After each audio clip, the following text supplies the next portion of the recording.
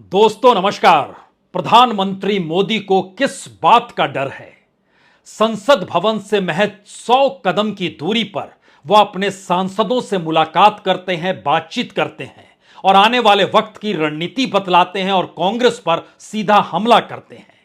लेकिन वह संसद भवन में नहीं आते हैं और 100 कदम की दूरी से ही वह वापस लौट जाते हैं।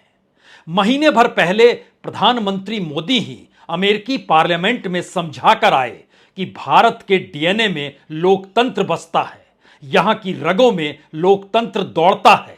लेकिन उसी बात को वह पार्लियामेंट में, वह भी भारत की संसद में, क्यों नहीं कह सकते हैं? और अमेरिका के एक पत्रकार के सवाल का जवाब, जो अल्पसंख्यक समुदाय पर हो रहे हमले, उनके अधिकार और उनकी अभिव्यक्ति को लेकर पूछा गया, उसका जवाब भी तो प्रधानमंत्री ने समूची दुनिया के सामने यह कहकर दिया कि लोकतंत्र हमारे डीएनए में है, हम संविधान के हिसाब से चलते हैं और हम तो सबका साथ सबका विकास सोचते हैं। इन्हीं बातों का जिक्र वह भारत की संसद में क्यों नहीं कर सकते हैं? क्या वाकई भारत के भीतर की ऐसी परिस्थिति है और खास तौर से मणिपुर में जो कुछ हो रहा है उसका अंदेशा समूची दुनिया को है, लेकिन क्या मौजूदा मोदी सत्ता को नहीं है? या मोदी सत्ता को इस बात का अंदेशा हो चला है कि वह जो भी कहेंगे वो शायद सच से कोसों दूर होगा? सामान्य तौर पर कोसों दूर तो मणिपुर है, जहां के हालात कितने बदतर हो चले हैं अब वो टेलीविजन स्क्रीन पर या सोशल मीडिया में गाहे बगाहे अलग अलग तस्वीरों के जरिए रेंगने लगे हैं। और उन तस्वीरों को देखकर, उन चेहरों को देखकर, वहां की आगजनी को देखकर, वहां की कानून व्यवस्था को देखकर, वहां की राज्य सरकार की भूमिका को देखकर और इन तमाम परिस्थितियों में दिल्ली की स्थिति को देखकर कैसे पार्लियामेंट का वो भाषण जो अमेरिका में दे दिया गया, उसको क्या वाकई भारत की संसद में मौजूदा वक्त में प्रधानमंत्री मोदी सिर्फ दोहरा सकते हैं?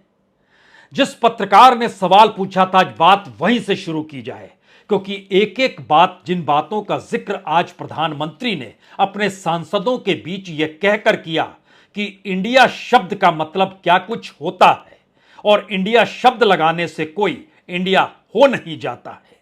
क्या क्या कह गए, किस किस रूप में कह गए। लेकिन एक क्षण के लिए सोचिए, सिर्फ एक महीने पहले अमेरिका में एक पत्रकार ने पूछा था कि आपकी सरकार ने धार्मिक रूप से अल्पसंख्यकों के साथ भेदभाव किया है, अल्पसंख्यकों के अधिकारों व व्यक्ति की आजादी की रक्षा के लिए क्या कदम आप उठाएंगे? तो इस पर प्रधानमंत्री का खुले तौर पर जवाब था, मुझे आश्चर्य होता है जब आप कहते हैं कि भारत में लोकतंत्र है। लोग कहते हैं, लोग क्या कहते हैं?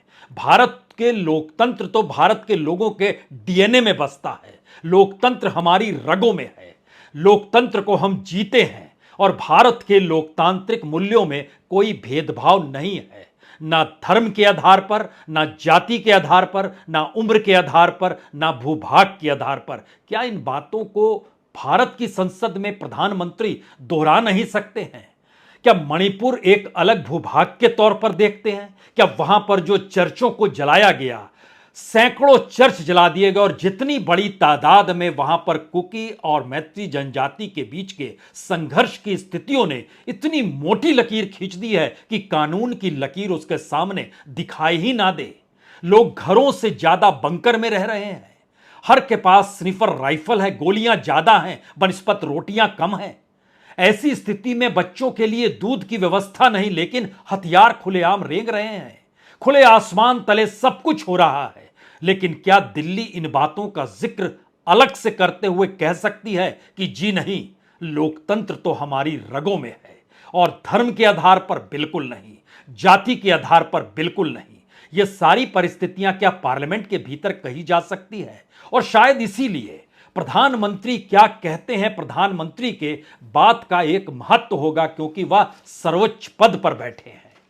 और शायद इसीलिए मणिपुर पर वो क्या जवाब देते हैं, इस जवाब को सुनने के लिए समूचा देश बेचैन है। सवाल विपक्ष का नहीं है, उस इंडिया का नहीं है जिस इंडिया नाम के आश्रय 2024 के चुनाव को प्रभावित होना है। लेकिन 2024 का चुनाव और इंडिया शब्द प्रधानमंत्री को कैसे कचोट रहा है, आज यह भी खुलकर सामने आ गया। लेकिन उस किन शब्दों का इस्तेमाल किया उससे पहले दो तीन बातें समझ लीजिए। मणिपुर से जो रिपोर्टिंग हो रही है उसने चार बातों की दिशा में सीधे सीधे उंगलियां रख दी हैं। पहली स्थिति यह है कि लोग अपनी सुरक्षा खुद कर रहे हैं। अपनी सुरक्षा का मतलब है कि जगह जगह विलेज प्रोटेक्शन ग्रुप बने हुए हैं, लोग बंकरों में रह रहे हैं, हथियार से अपने आप को कवच बनाए हुए हैं कि किसी भी तरीके से अगर स्थिति आ जाए तो ऐसी स्थिति है जहां पर गोलियां खूब चलती हैं। तो क्या यह युद्ध स्थल हो चला है? यह सिविल वार की स्थिति है? यह कौन सी स्थिति है? कौन इसे परखेगा? किस रूप में परखेगा? बच्चों के लिए दूध नहीं है, कैसे किस रूप में रोटियां मिल जाएं इसकी व्यवस्था हो नहीं पा रही है। एक पत्रकार ने जानकारी दी कि वैली से पहाड़ी तक, यानी वैली में वहां पर मैत्री रहते हैं और कुकीज पहाड़ी पर रहते हैं, इन सब के बीच चार जगह सेना के चेक पोस्ट हैं, तीन जगह पुलिस के चेक पोस्ट हैं, लेकिन 8 जगहों पर विलेज प्रोटेक्शन ग्रुप के चेक पोस्ट हैं। उसको क्रॉस करके ही आप एक जगह से दूसरी जगह जा सकते हैं। तो क्या यह कहा जाए ऐसी स्थिति वाकई आ गई कि कुकी मणिपुर में सेफ नहीं, मैतई मिजोरम में सेफ नहीं, मिजो असम में सेफ नहीं, और मेघालय में सीएम के ऑफिस पर हमला हो जाता है, 5 सुरक्षाकर्मी घायल हो जाते हैं। यह सब कुछ 24 घंटे के भीतर की परिस्थिति है। तो क्या वाकई प्रधानमंत्री पार्लियामेंट के भीतर कुछ कहने से घबरा रहे हैं? इसीलिए उन्होंने एक नई दिशा में नए तरीके से अपनी बातों का जिक्र करना शुरू कर दिया है, क्योंकि प्रधानमंत्री ने आज अपने ही सांसदों के सामने यह तो कहा कि 15 अगस्त आ रहा है, आजादी का दिन, जाइए अपनी कॉन्स्टिट्यूएंसी में और तिरंगा फहराइए घर घर में। लेकिन वह पार्लियामेंट के भीतर इन बातों को आकर क्यों नहीं कहेंगे, इस पर उन्होंने खामोशी बरती। लेकिन यह जरूर कहा, इंडियन लगाने से काम नहीं चलेगा। तो क्या इंडिया शब्द अब उनको राजनीतिक मात देने की स्थिति में आ गया है? क्योंकि प्रधानमंत्री ने जो अंदर कहा उसके बाद जो प्रवक्ता बाहर निकल कर आए, उन्होंने जो जानकारी दी उसके मुताबिक उन्होंने बहुत साफ तौर पर कहा कि ईस्ट इंडिया कंपनी में भी तो इंडिया शब्द था, पॉपुलर फ्रंट ऑफ इंडिया यानी पीएफआई जिस पर प्रतिबंध लगाई हुई है बीजेपी ने, उस पर भी तो इंडिया शब्द है, इंडियन मुजाहिदीन जो आतंकवादी संगठन के तौर पर जिसकी पहचान है उसके अंदर भी तो इंडियन है। और उसके बाद प्रवक्ता जब बाहर निकले और पत्रकारों से उन्होंने मुलाकात की तो उन्होंने कहा कि प्रधानमंत्री ने साफ तौर पर कहा जो लोग सत्ता चाहते हैं और देश को तोड़ना चाहते हैं वह ईस्ट इंडिया कंपनी और इंडियन मुजाहिदीन जैसे नाम रख रहे हैं। यह कल्पना के परे है कि प्रधानमंत्री किसी भारत के भीतर में ऐसी परिस्थितियों का जिक्र कर रहा है और पार्लियामेंट में आकर इन बातों का जिक्र नहीं हो रहा है, अपने सांसदों के बीच हो रहा है। सांसद निकल कर जाएं, पत्रकारों को बताएं, पत्रकार उन बातों का जिक्र करें, लेकिन पार्लियामेंट से प्रधानमंत्री को डर लगता है। उन्हीं बातों को दोहरा पाने की स्थिति में नहीं है जहां पर लोकतंत्र जिंदाबाद के नारे लग जाएं। ऐसी स्थिति क्यों नहीं है? प्रधानमंत्री यही नहीं रुके, उन्होंने कहा कि इसमें भी तो इंडियन आता है और पीएफआई में भी तो इंडिया नाम आता है, लेकिन लोग इससे गुमराह नहीं होंगे। कौन गुमराह नहीं होगा? लोकतंत्र के मंदिर के भीतर लोकतंत्र गायब हो चला है और वहां पर बाखूबी वहां स्पीकर बैठकर इस बात का जिक्र करते हैं, अनुशासन बर्दाश्त नहीं किया जाएगा। यानी लोकतंत्र हो या ना हो, लेकिन अनुशासन होना चाहिए। यह एक नई परिस्थिति इस देश के भीतर, पार्लियामेंट के भीतर और बाहर पहली बार खुले तौर पर नजर आ रही है। बाहर का मतलब यहां पर पार्लियामेंट्री एनेक्सी है जो 100 कदम की दूरी पर है, जहां आज प्रधानमंत्री पहुंचे थे लेकिन पार्लियामेंट वो नहीं आ पाए। इसके जवाब में वहां पर मल्लिकार्जुन खड़गे ने बहुत साफ तौर पर कहा कि मणिपुर में बच्चियों से रेप हो रहा है, वो हिंसा की आग में जल रहा है। हम मणिपुर की बात कर रहे हैं और प्रधानमंत्री मोदी इंडिया की तुलना ईस्ट इंडिया कंपनी और इंडियन मुजाहिदीन जैसे शब्दों से कर रहे हैं। हालांकि इसके बाद पार्लियामेंट के भीतर पीयूष गोयल भी खड़े हुए, उन्होंने भी जवाब देना शुरू किया और उन्होंने कहा कि मणिपुर के साथ साथ राजस्थान, छत्तीसगढ़ और बंगाल में जो हो रहा है उस पर भी चर्चा होनी चाहिए। सवाल है प्रधानमंत्री फिर भी क्यों नहीं पार्लियामेंट आ रहे हैं? जिन बातों का जिक्र सांसद और मंत्री उनके कर रहे हैं। 51 नोटिस दिए गए हैं, इसमें स्थगन प्रस्ताव लोकसभा के भीतर मणिपुर की चर्चा को लेकर भी है और राज्यसभा में रूल 267 के तहत जो नोटिस दिए गए हैं 27 नोटिस, उस पर लंबी चर्चा का जिक्र है, जिसके बाद वोटिंग की भी व्यवस्था होनी चाहिए, इस बात का जिक्र है। और 176 का मतलब होता है शॉर्ट नोटिस। 11 नोटिस बीजेपी की तरफ से यह कह कर दिए गए छोटी चर्चा कीजिए, लेकिन उसमें राजस्थान, छत्तीसगढ़ और बंगाल को भी शामिल कीजिए। तो क्या इन पूरी परिस्थिति में क्या अविश्वास प्रस्ताव लाया जाएगा? अविश्वास प्रस्ताव का जिक्र यहां इसलिए करने की जरूरत है क्योंकि भारत के भीतर इससे पहले 27 बार अविश्वास प्रस्ताव आ चुके हैं। एक अविश्वास प्रस्ताव 2018 में मोदी सरकार को लेकर भी आया गया था, हालांकि वो गिर गया, लेकिन इससे पहले कई अविश्वास प्रस्ताव भी गिर चुके हैं। लेकिन इससे पहले याद कीजिएगा तो कोयला स्कैम को लेकर भी अविश्वास प्रस्ताव आया था, धर्मनिरपेक्षता के सवाल तक को लेकर लाया गया था अविश्वास प्रस्ताव। और इस फेरिस्त को अगर आप समझना शुरू कीजिएगा तो 3 अविश्वास प्रस्तावों का जिक्र होना चाहिए। मोरारजी देसाई को पद छोड़ना पड़ा था, जब उनको इस्तीफा देना पड़ा वो समझ गए अब उनकी सरकार चली जाएगी। यह 1978 का वाकया है। अविश्वास प्रस्ताव के जरिए ही मोरारजी देसाई को कुर्सी छोड़नी पड़ी थी। अटल बिहारी वाजपेयी 1999 एक वोट से हार गए थे और उनको कुर्सी छोड़नी पड़ गई थी। जयललिता ने समर्थन तब वापस ले लिया था। और तीसरा नरसिम्हा राव के दौर का जिक्र है, जहां पर झारखंड मुक्ति मोर्चा घूसकांड हुआ था। 14 वोट के अंतर से जीत तो गए थे, लेकिन वह जेएमएम का और घूसकांड ने एक ऐसा काला अध्याय भारत के संसदीय राजनीति के भीतर लिख दिया। लेकिन सारी चीजें पार्लियामेंट के भीतर हुई है। पहली बार कोई प्रधानमंत्री पार्लियामेंट के भीतर आने से कतरा रहा है, घबरा रहा है। तो क्या मणिपुर कोई एक ऐसा राजनीतिक प्रयोग है, या मणिपुर को क्या राजनीतिक प्रयोगशाला बनाया गया है, या मणिपुर के जरिए समूचे नॉर्थ ईस्ट के भीतर जो 7 सिस्टर्स हैं वहां की परिस्थितियों को देखकर क्या बीजेपी उस पर खामोशी बरतना चाहती है? ये सारे सवाल हो सकते हैं, क्योंकि जब राहुल गांधी ये कहकर जवाब देते हैं कि आपको जो बुलाना है आप हमें बुलाइए, लेकिन हम इंडिया हैं।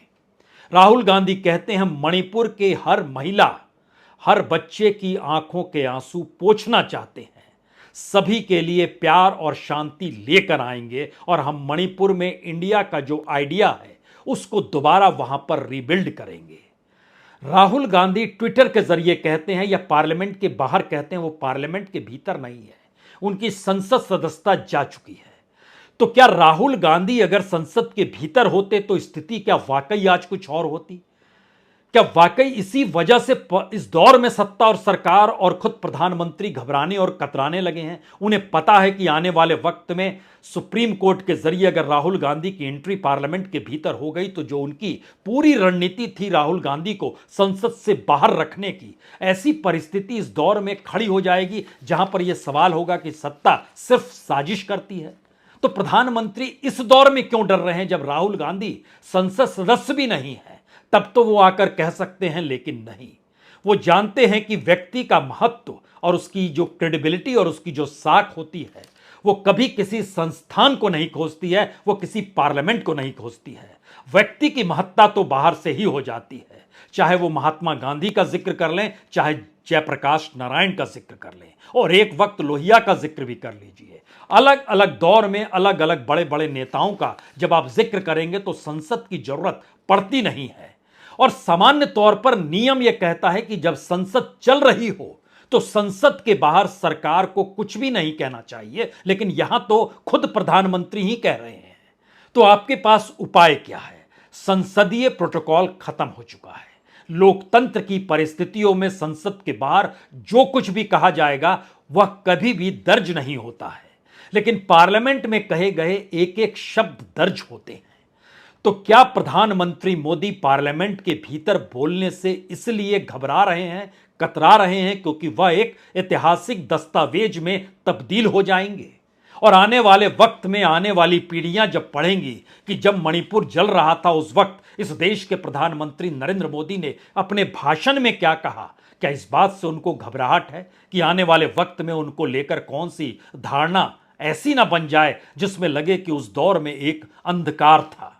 क्या ऐसी स्थिति है? और शायद इसीलिए राहुल गांधी के समूचे भाषण को, जिसमें अडानी और मोदी के करीबी होने का जिक्र वह सवाल के जरिए पूछ रहे थे, उस पूरे भाषण को हटा दिया गया कि इतिहास में कहीं ये शब्द दर्ज ना हो जाएं। इन बातों का जिक्र आज इसलिए भी जरूरत की है क्योंकि प्रधानमंत्री अगर पार्लियामेंट के भीतर आकर कहते हैं, हिस्टोरिकली वह अपने आप में एक दस्तावेज होगा, क्योंकि इस देश की मौजूदा परिस्थितियों में प्रधानमंत्री यकीनी तौर पर कानून व्यवस्था का जिक्र करेंगे। वह किसी ऐसे बयान की तरफ नहीं जाएंगे जो मीडिया को वह दे देते हैं और उसके बाद राजनीति उफान मारने लगती है। क्योंकि जिक्र तो मणिपुर का हो रहा था, लेकिन एक झटके में राजस्थान और छत्तीसगढ़ का जिक्र करके वह निकल गए। अच्छा था उस वक्त उनकी जुबान पे बंगाल नहीं आया, बंगाल को बाद में जोड़ दिया गया। लेकिन राजनीतिक तौर पर पार्लियामेंट के भीतर कहे हुए शब्द क्यों महत्वपूर्ण होते हैं, हमें लगता है एक क्षण के लिए 2018 में जब अविश्वास प्रस्ताव लाया गया था, हालांकि वो अविश्वास प्रस्ताव गिर गया था, लेकिन उस वक्त प्रधानमंत्री मोदी ने कितने ढोल पीटे थे अपनी उपलब्धियों को लेकर, हमें लगता है कि एक क्षण के लिए आप उसे सुन लीजिए। इसलिए सुन लीजिए क्योंकि वह 2018 में दिया हुआ भाषण है, जो पार्लियामेंट्री की लाइब्रेरी में रखा हुआ है, एनेक्सी में रखा हुआ है, 3 मूर्ति में भी रखा हुआ है। उसके एक पन्ने को टटोलिए जो प्रधानमंत्री मोदी का भाषण 2018 में अविश्वास प्रस्ताव को लेकर दिया गया था, और मौजूदा वक्त में प्रधानमंत्री ऐसे किसी भाषण को देने से घबरा रहे हैं कि उसकी उम्र 4 से 5 साल के बाद ही खारिज कर दी जाए। हम सिर्फ उपलब्धियों की परिस्थिति रखते हैं, 2018 में प्रधानमंत्री क्या कह रहे थे और मौजूदा वक्त में उसका सच क्या है, यह तो आप बाखूबी जानते होंगे। नहीं जानते होंगे तो जिक्र हम कर देंगे। आजादी के 60 साल में 18 लाख करोड़ रुपए लोन दिए गए, बैंकों के जरिए का जिक्र है। लेकिन 2008 से 2014 के बीच में 52 लाख करोड़ रुपए लोन दिए गए, जिसके बाद एनपीए बढ़ने लगा। अब ये लोन दिए गए वाली जो स्थिति है, अगर आप 2014 से 2023 तक के बीच में लोन देने की स्थिति को गिनिएगा तो यह लोन देना जो 52 लाख करोड़ आप देख रहे हैं वह 152 लाख करोड़ हो सकता है मौजूदा वक्त में। लेकिन उसके साथ उस दौर में प्रधानमंत्री ने एक चिड़िया बैठाई थी एनपीए की। एनपीए 2014 में 2,40,000 करोड़ का था। मौजूदा वक्त में वो बढ़ते बढ़ते कितने गुना बढ़ गया, और उसके बाद उसमें कितनी माफी के बाद उसको घटाकर किसी तरीके से 8 लाख करोड़ पर अब लाकर खड़ा किया गया है, जहां पर 14 लाख करोड़ रुपए माफ कर दिए गए। तो एनपीए का झूठ उस समय जो बोला गया था वो मौजूदा वक्त में टिकता नहीं है। 5 करोड़ लोग गरीबी से निकाल दिए गए 2018 में, प्रधानमंत्री कह रहे हैं। इस दौर में इस देश में गरीबी बढ़ गई। जो डाटा सरकार के जरिए निकलता है उसके जरिए, और नीति आयोग ने जिस गरीबी का जिक्र किया है इस देश के एस्पिरेशनल डिस्ट्रिक्ट के जरिए और देश के अलग अलग हिस्सों के जरिए, वह गरीबी को बढ़ा रहा है। लेकिन प्रधानमंत्री ने गरीबी घटा दी थी। 20 करोड़ लोगों को बीमा सुरक्षा मिला, 2018 में जिक्र कर रहे हैं। 2023 में आकर खड़े होइएगा तो हो सकता है आपको गिनती करना पड़े कितनों को बीमा सुरक्षा मिला है, और वो संख्या 1000, 2000, 5000, 10,000 जी नहीं, इसके भी नीचे रेंगती है।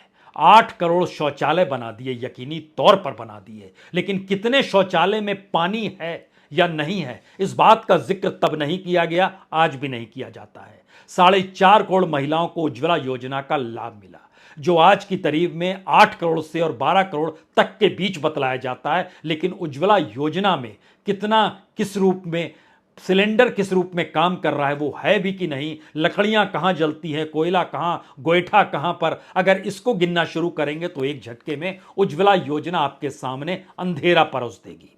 13 करोड़ को नौकरियां मुद्रा योजना के जरिए। मुद्रा योजना का एवरेज बतलाता है कि इस देश में मुद्रा योजना में एवरेज पैसा लगभग 27,000 रुपए दिए गए। तो 27,000 रुपए में कितनी नौकरियां कोई पा सकता है और कितना रोजगार बना सकता है, ये अपने आप में सोचिए। ये 2018 का भाषण है। उस समय वादा कर दिया गया था 2022 में किसानों की आय दुगनी होगी। ये प्रधानमंत्री का पार्लियामेंट में दिया हुआ भाषण है जो 2018 में दिया गया था। आज भी किसान की आय दुगनी नहीं है, लागत मिल नहीं पा रही है, खुल्लम खुल्ला तरीके से बता रहे हैं। 80,000 करोड़ रुपए में 99 सिंचाई परियोजना का जिक्र था, जिसपे जिन 99 सिंचाई परियोजना का जिक्र था उसमें से चंद सिंचाई परियोजना है जो उंगलियों पर रेंग सकते हैं, और उसकी संख्या 12 है जो पूरी हो पाई 2018 से 2023 तक के सफर में। ईज ऑफ डूइंग बिजनेस 42 अंक की छलांग लगा ली, इनोवेशन अंक में 24 अंक की छलांग लगा ली, और इस देश के भीतर में जो अंतर्राष्ट्रीय मानक होता है उसमें किसी भी हिस्से में चले जाइए, वो गरीबी हो, वो भूखमरी हो, वह मीडिया हो, वह बिजनेस हो, सारी परिस्थिति में हम नीचे दर नीचे पायदान पर चलते चले गए। उस दौर में काले धन पर नकेल का जिक्र था, लड़ाई लड़ रहे हैं इस बात का जिक्र था, 2.5 लाख फर्जी कंपनियों पर ताला लगाया गया इसका जिक्र था। लेकिन जब अडानीज की कंपनी का जिक्र आया तो सरकार ने कहा हमें तो पता ही नहीं है। पार्लियामेंट के भीतर दिया गया बयान 2018 के भाषण को सुनिए और उसके बाद की परिस्थिति को सुनिए तो प्रधानमंत्री को पार्लियामेंट से डर क्या इसीलिए लगता है कि अगर वहां कुछ भी कह दें और वो दर्ज हो जाए तो मुश्किल होगी, और उसके जवाब में अगर सामने वाले ने कह दिया और सामने वाले का मतलब अगर राहुल गांधी होगा तो मुश्किल होगी, क्योंकि राहुल गांधी भी तो लंदन और अमेरिका घूम कर आए। वहां के पार्लियामेंट में उन्होंने चाहे बयान नहीं दिया, चाहे भाषण नहीं दिया, लेकिन उन बातों को ही दोहराते हुए दिल्ली तो पहुंचे और देश के अलग अलग हिस्सों में उन्होंने उसी डेमोक्रेसी का जिक्र किया जिस डेमोक्रेसी को रगों में दौड़ाने का जिक्र अमेरिकी पार्लियामेंट के भीतर प्रधानमंत्री मोदी करके आए, लेकिन भारत के पार्लियामेंट के भीतर इस बात का जिक्र वो नहीं कर पा रहे हैं। ये कौन सी स्थिति है? ये डर और खौफ की परिस्थिति के भीतर रविशंकर प्रसाद भी आज उस बैठक से जब बाहर निकले तो उन्होंने कहा कि प्रधानमंत्री मोदी ने एक नई आशा जगाई है। तो क्या आशा खो दी गई थी? और उसके बाद उन्होंने कहा कि दुनिया जानती है और विपक्ष भी यह समझता है, लेकिन बार बार विरोध करना यानी वो मान चुके हैं कि उन्हें सत्ता में नहीं आना है। सत्ता का जिक्र कोई कर नहीं रहा है, लेकिन सत्ता पक्ष ही सत्ता का जिक्र कर रहा है। जिक्र मणिपुर का हो रहा है, वहां के हालातों का हो रहा है, बंकर में रह रहे वहां के लोगों का हो रहा है, मुश्किल हालातों का हो रहा है। उस पर प्रधानमंत्री को बोलना तो चाहिए ही। वहां किसी दूसरी पॉलिटिकल पार्टी की सत्ता होती तब भी एक सवाल होता, लेकिन वहां तो बीजेपी की ही सत्ता है। और इन परिस्थिति में अगर प्रधानमंत्री नहीं बोल पा रहे हैं और संसद के इर्द गिर्द वो आ जाते हैं और फिर उसके बाद निकल जाते हैं, तो इस देश के भीतर नेहरू के खिलाफ भी अविश्वास प्रस्ताव आया, लाल बहादुर शास्त्री के खिलाफ भी आया, इंदिरा गांधी के खिलाफ तो सबसे ज्यादा 15 बार आया, नरसिम्हा राव के दौर में भी 3 बार आया, मनमोहन सिंह के काल में भी याद कीजिए परमाणु समझौता जब उन्होंने अमेरिका के साथ किया था उस वक्त भी आया था, उस समय भी सरकार। लेकिन सारी बहस मुआइस पार्लियामेंट के भीतर हो रही है और वहां पर प्रधानमंत्री की मौजूदगी है, लेकिन इस वक्त में सत्ता चाहती है कि प्रधानमंत्री अपने घर में रहे, अपने दफ्तर में बैठे रहे, लेकिन पार्लियामेंट के भीतर वो ना आए और जिसे चर्चा करनी है कर लीजिए। तो गृह मंत्री भी ताल ठोक कर कहते हैं मैं हूं ना, लेकिन इस मैं हूं ना में इस देश की संसदीय राजनीतिक व्यवस्था कहीं घायल होती है। और शायद सबसे बुरी स्थिति है कि जब पार्लियामेंट चल रही है और 100 कदम की दूरी पर अपने सांसदों के साथ इसी संसद को लेकर बहस और समझाने की परिस्थिति में प्रधानमंत्री मोदी खुद खड़े हैं, तो फिर वो पार्लियामेंट क्यों नहीं आते हैं? और जो पार्लियामेंट आना चाहता है और जिसकी बात का असर इस देश पर होता है, उस राहुल गांधी को पार्लियामेंट से कैसे बाहर किया जाए, इसका पूरा रास्ता एक बड़े शानदार तरीके से बनाया जाता है। तो क्या अब यह माना जाए कि अगर संसद के भीतर प्रधानमंत्री आते हैं और कुछ कहते हैं तो आने वाले वक्त में उनकी भद तय है? क्या यह कहा जाए कि आने वाले वक्त में अब राहुल गांधी जब पार्लियामेंट में उनकी एंट्री होगी तो उसके बाद सरकार के लिए और बड़ी मुश्किल खड़ी होने वाली है? या फिर यह कहा जाए कि क्या वाकई 2024 अभी से मोदी सत्ता को दिखाई देने लगा है? वो आंख मूंदना तो चाहता है, लेकिन उसके बावजूद भी कुछ रोशनी पहुंचती है और उसे दिखाई देती है कि दरअसल स्थिति नाजुक हो चली है। नाजुक सत्ता से ज्यादा इस देश की, और इस देश की नाजुक स्थिति पर इस देश की मजबूत सत्ता बोलने से क्यों कतराती है, वह भी संसद के भीतर, यह कोई समझे या ना समझे, लेकिन आहट 2024 को लेकर इसलिए हो चली है, कहीं दूसरी तरफ वह इंडिया तो नहीं खड़ा है जिस इंडिया का नाम ले लेकर 9 बरस तक पानी पिया गया। हो सकता है। बहुत बहुत शुक्रिया, बहुत बहुत शुक्रिया।